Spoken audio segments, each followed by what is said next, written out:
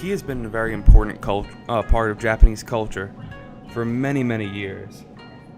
Tea was first introduced into the Japanese culture in the 12th century by Myon Isai, the creator of Zen Buddhism, during the 12th century when he brought over tea leaves from China.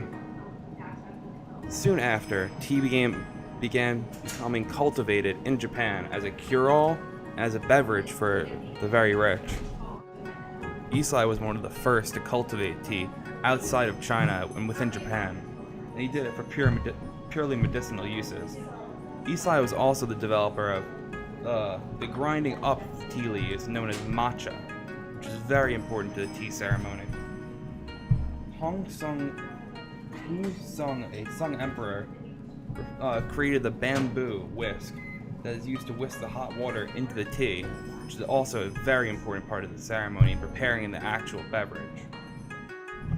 With these games, it's believed that the tradition of sharing bowls was developed.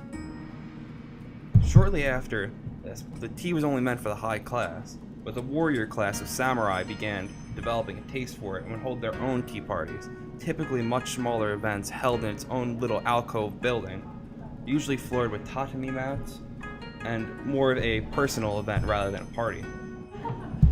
Murata Shukoku, a Zen priest, developed the basis of the modern tea ceremony, spending his entire life towards perfecting the perfect Zen tea. He believed small rooms that could only hold up to 6 were best as it provided a more intimate environment, and he also created the tradition where the host serves all the guests. Toward the end of the Muromachi period, which lasted from 1336 to 1573, tea culture reached its peak and titles were given to those who were devoted to the art. A Chino-yusha was a teacher of the art of tea. A Wabusuki was someone who possessed the 3 qualities: faith and performance of tea, the ability to act with decorum befitting a proper master, and excellent practical skills. After the samurai adopted the practice, the general public became way more interested in tea ceremonies held by the samurai and began holding their own ceremonies in rooms called kakoi. In modern Japan, tea is held as more of an art form than a beverage. There are 4 elements of tea that are key to the tea ceremony: harmony, respect, purity, and loneliness. Now on to the garden design of the Japanese tea garden, or properly called roji. A roji is a Japanese term used for the garden through which one passes to the chatsito for the tea ceremony.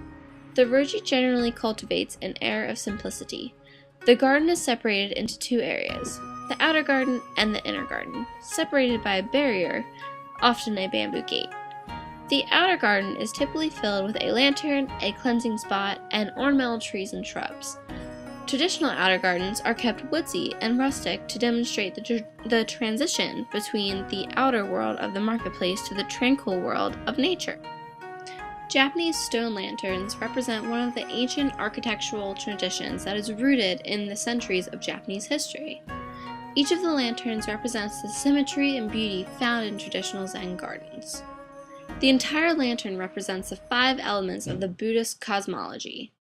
The piece touching the ground represents Qi, or the earth. The next section represents Sui, also known as water, and Ka, the fire, is represented by the section encasing the lantern's light or flame. The segments express the idea that after death, our physical bodies will go back to their original elemental form.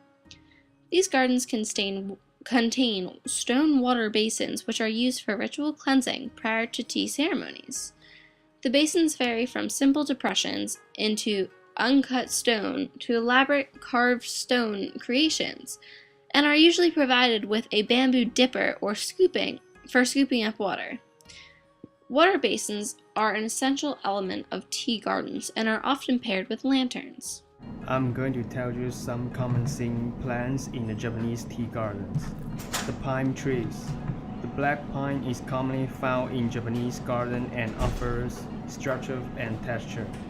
And the pine leaves are usually used to pave the ground to increase the texture, and this is also function as the symbol of lush.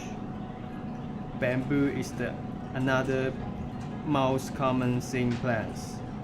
Plant a clumping type of bamboo to keep it from becoming invasive. The fence and the middle gate is also made of bamboo, function as a division of disturbance and tranquility. Japanese apricot, also known as plum blossoms, generally flowering in late winter and early spring, normally mentioned in poetry as a symbol of spring, function as a protective charm against the evil. So, the Japanese apricot is traditionally planted in the northeast of the garden, the direction from which evil is believed to come, and alas is moss. Moss is commonly seen around the stone lamps, stone pathways, around the water basins, and under the steps of the house. Because moss is usually grows in shady place, the growth of moss is also a representation of the tranquilities.